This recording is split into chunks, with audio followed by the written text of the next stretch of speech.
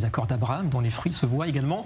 Côté sport, Brave Combat, une fédération promouvant les arts martiaux mixtes fondée par la famille régnante de Bahreïn, vous le voyez, organise un événement à Tel Aviv en mars prochain. Et pour en parler, c'est la plus grande star du MMA en Israël qui est ce soir notre invité, Chaim Ghozali. Bonsoir à vous.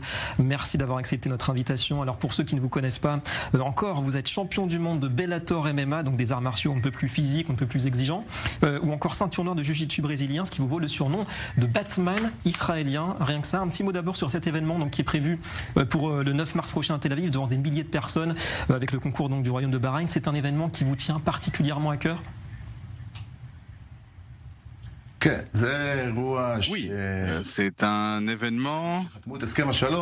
Lorsqu'on a signé l'accord de paix, j'ai décidé, vous savez, au Bahreïn, ils ont cette organisation qui s'appelle Brave, et j'ai décidé, peut-être, pouvons-nous lancer une coopération, puisque j'ai décidé de prendre contact avec le prince du Bahreïn, avec Khaled Khalifa. J'ai décidé de prendre contact avec ses équipes et nous avons lancé ce projet. Il a fallu presque 1 an et demi pour mettre cela en place.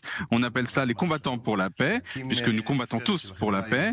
Nous avons créé une équipe à la fois de la société juive et de la société arabe qui vont combattre, et ça a réussi et ça aura lieu en mars. Voilà, donc ça va se concrétiser à Tel Aviv. Alors vous serez vous aussi de la partie physiquement. Ça sera facile pour vous quand on voit les adversaires qui sont proposés face à vous? Alors, ce sera effectivement le 9 mars à Tel Aviv. Je vais faire mon dernier combat. J'ai presque 50 ans. Je n'ai plus beaucoup de force. Mais ça ne sera pas facile. Non. Mon rival est brésilien. Il fait 120 kilos. Il est très connu. Non, ça ne sera, il n'y aura rien de facile. Il fait 1m93. Moi, je ne fais qu'1m80. Ce sera difficile. Vous souhaite quand même bonne chance. Alors, on connaît quand même votre attachement, parce que on connaît à votre pays. Vous représentez Israël brillamment à travers le monde. Est-ce que, durant votre carrière, vous vous seriez dit que votre sport pourrait aussi, pourquoi pas un jour, contribuer à rapprocher les peuples, à rapprocher Israël de ses voisins et du Golfe notamment? Non, effectivement, je n'y ai pas pensé. C'est une idée que j'ai eue.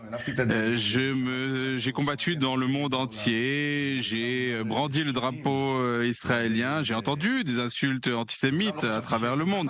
Cela fait des années que je brandis le drapeau israélien. Mais qu'en 2005, j'ai combattu dans le championnat du monde à Abu Dhabi. J'ai toujours été un pionnier dans le domaine du sport. Et dès le début, vous avez eu des contacts chaleureux avec les autorités bahreïnies pour donc mettre en place, organiser cet événement?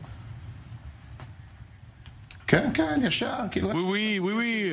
Tout de suite, dès que j'ai pris contact avec eux, ils étaient très intéressés. On a eu une excellente connexion. Il n'y a absolument rien, il n'y a eu aucun obstacle. Il a fallu juste du temps.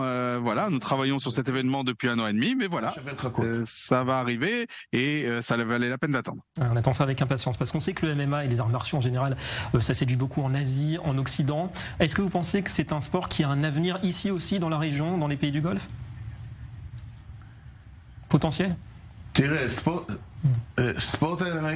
Écoutez, le MMA, c'est le sport qui se développe le plus dans le monde. Les précédents événements que j'ai organisés en Israël, sans toute cette valeur ajoutée qu'on a dans cet événement de rapprochement entre différents peuples, on a rempli la salle Menorah avec 10 000 personnes.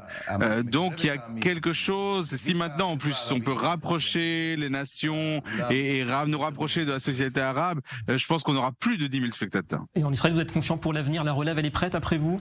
Vous pensez déjà aux futures générations?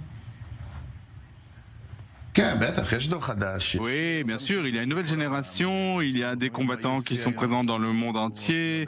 Mon fils est à Bellator. On a 50 personnes. Ils sont séparés pour l'instant.